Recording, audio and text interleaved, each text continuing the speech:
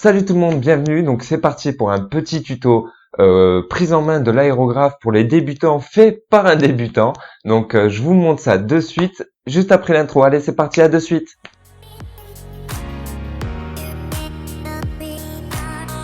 Donc c'est parti, je vous explique ça vite fait. Je vais pas rentrer dans les détails, je vais pas rentrer dans parce que déjà j'y connais rien. Ça fait 3 mois et demi maintenant que je fais de l'aérographe. Je vais vous expliquer ce que je connais. Euh, Donc on m'a flingué mon aérographe, donc je l'ai prêté, j'aurais pas dû, et vous voyez, il l'a pas nettoyé comme il faut, du coup il est mort. Bon, c'est un aérographe qui coûte 10 euros, donc c'est pas dramatique en soi.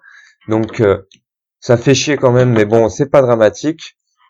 Donc je vous montre ça de suite. Je vais vous expliquer pourquoi moi j'ai pris celui-ci et pas un autre, et ce que moi je vous conseillerais plutôt de prendre par rapport à mon expérience avec celui-là.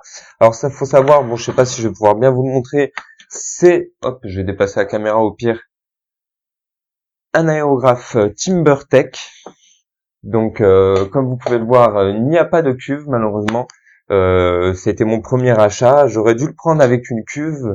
Mais comme j'y connaissais rien, je savais pas l'utilité de la cuve, et j'aurais dû la prendre parce que aujourd'hui ça m'embête, parce que pour des grosses impressions qui auraient besoin de beaucoup de débit pour pouvoir peindre assez rapidement, j'ai pas, il y a pas le débit nécessaire en fait. Je peux pas dépasser les 2 bars 5. Le compresseur il n'y arrive pas à suivre derrière quoi. Euh, je vais pouvoir monter à 5 bars, mais ça va être délivré de suite, et de suite la pression tombe et je redescends à 2 bars, 2 bars 5 continu. Donc pour ça, je conseillerais de prendre soit peut-être un aérographe de meilleure qualité qu'un TimberTech, je sais pas, mais ou peut-être en prendre un du moins avec une cuve. Au niveau de l'aérographe, du stylet quoi, on va dire, euh, c'est celui d'origine qui est vendu avec, c'est un modèle chinois vraiment sans aucun intérêt, il y a rien à dire dessus, il a une petite butée, il fait l'affaire pour commencer, mais vous voyez comme il est mort, je pense vraiment passer sur un modèle un peu plus euh, haut de gamme, on va dire, que celui-ci, un Prince Auguste ou quelque chose comme ça peut-être, pourquoi pas, mais parce que celui-ci, vous allez être vite limité dans votre travail avec quelque chose comme ça.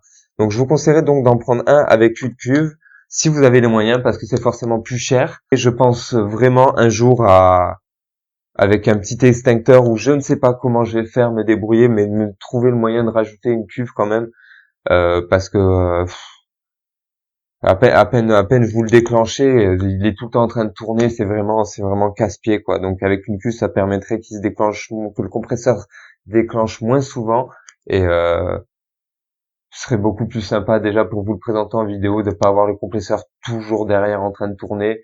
Ce serait déjà beaucoup plus sympa. Le graphe dit double action. Double action, pourquoi? Je vais l'allumer pour vous montrer.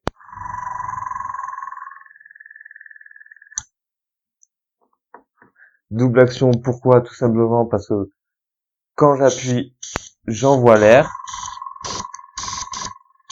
Quand j'appuie, j'envoie l'air, vous voyez? Vous voyez ce que je veux dire? Il est tout le temps en train de se relancer, et pourtant, vous voyez, là je suis à 3 bars, mais parce que c'était pour un test. Même si je descends à 2 bars, il est tout le temps en train de tourner. Et quand je vous dis qu'il tient pas la route, regardez. Vous montrer au niveau des barres. Hein. Hop, j'espère que je vais pas trop bouger, que vous allez voir. Je vais mettre ça comme ça. Admettons que vous voulez peindre, on va monter les barres, hein, à 3 bars, parce que vous voulez peindre de loin et une grande figurine, quelque chose de très grand. Donc, regardez. Ici.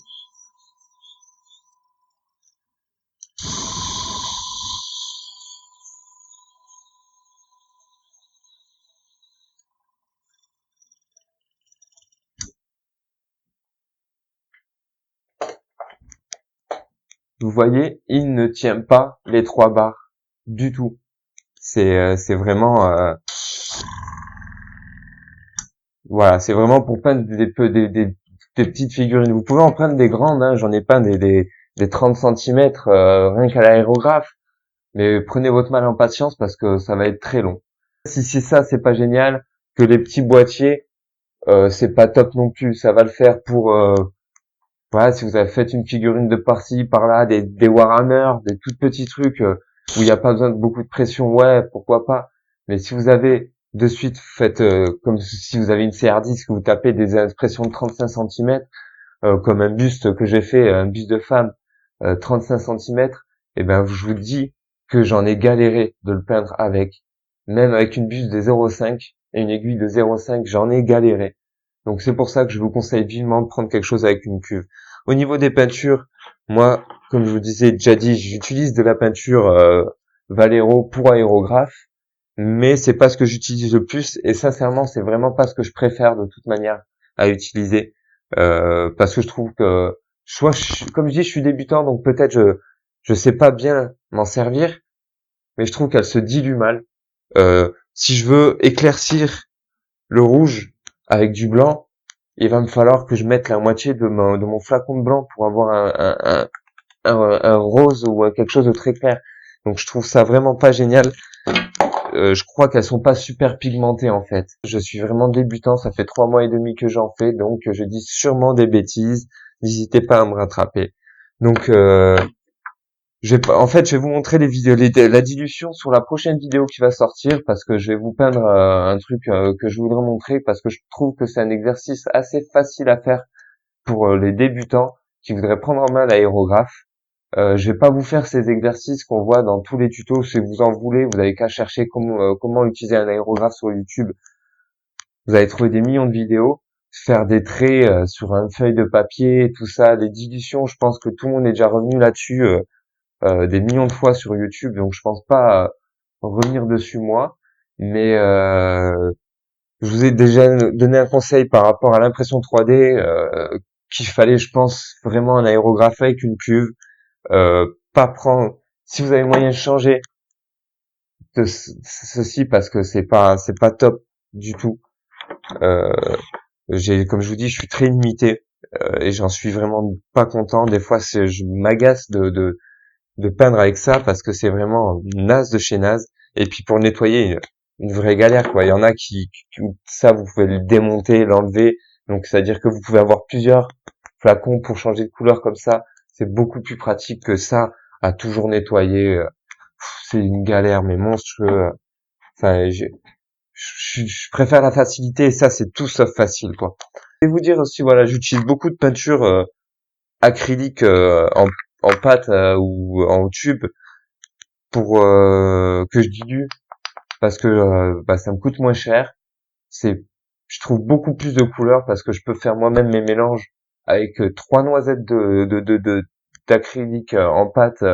Je peux faire un pot presque comme ça d'acrylique, enfin de peinture pour aérographe dilué. Donc niveau coût, franchement, moi je prends ça. Après, peut-être que pour certains effets de peinture ou des choses, il va plus falloir se tourner sur de la peinture pour aérographe. Mais moi, comme je vous l'ai dit, j'ai acheté une petite gamme de peinture qui me convenait pour ce que je voulais faire à la base.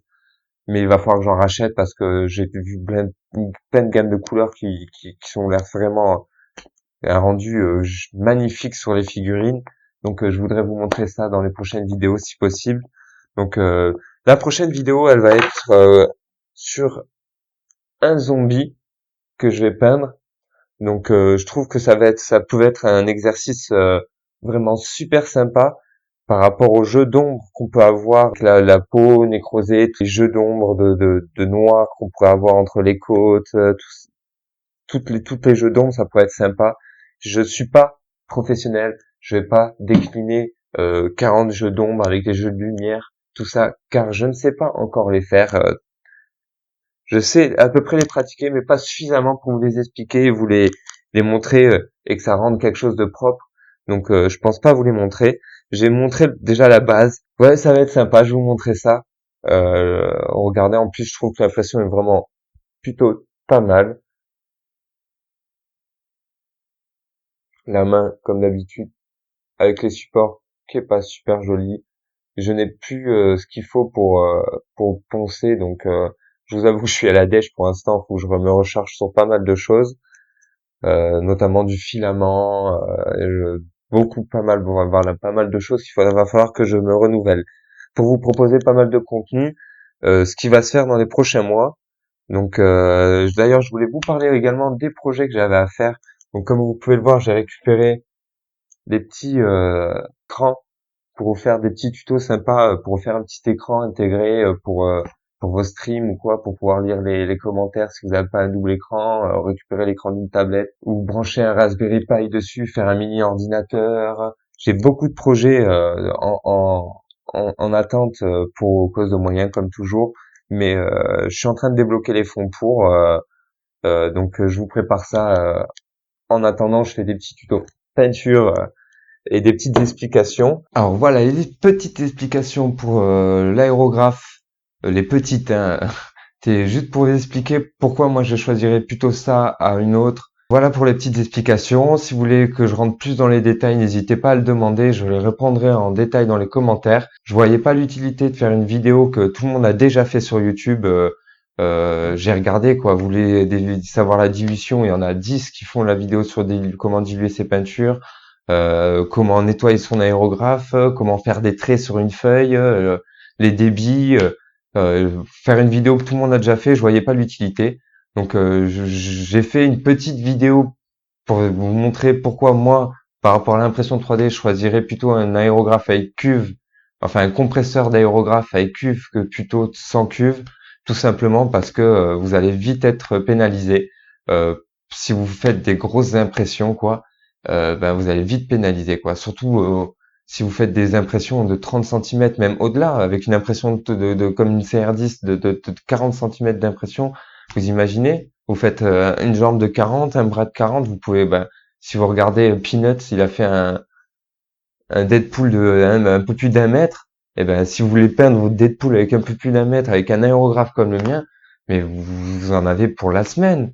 Donc prenez une cuve, si vous avez bien sûr les moyens, parce que c'est un investissement, mais c'est un investissement que vous ne regretterez pas. Donc voilà pour les explications aérographes. N'hésitez pas à revenir donc dans la semaine, donc activez la cloche des notifications pour être tenu au courant de la vidéo du petit zombie. Enfin, petit, il fait quand même 30 centimètres. Mais voilà, la vidéo du zombie, je vais vous montrer comment je peins le zombie. C'est pas compliqué, c'est vraiment, je crois que ça va être le plus simple à faire à l'aérographe, ça va être le zombie. Donc, si vous voulez vous mettre en main sur l'aérographe, apprendre un peu les jeux d'ombre, ben, ce sera la bonne vidéo. Je vous apprendrai plus tard les lumières quand j'aurai réussi à bien les intégrer, à bien les placer. Car encore aujourd'hui, malgré que j'essaye de placer moi une lumière et voir où est-ce que sont les zones lumineuses et les zones sombres selon l'axe de la lumière que je lui donne, eh ben je me trompe encore. Donc activez la cloche de notification, abonne-toi, lâche plein de pouces bleus parce que ça fait plaisir, commentez en bas, ça aide au référencement de la vidéo et au référencement de la chaîne. Et je vous dis à plus tard et je vous kiffe, à la prochaine, à plus.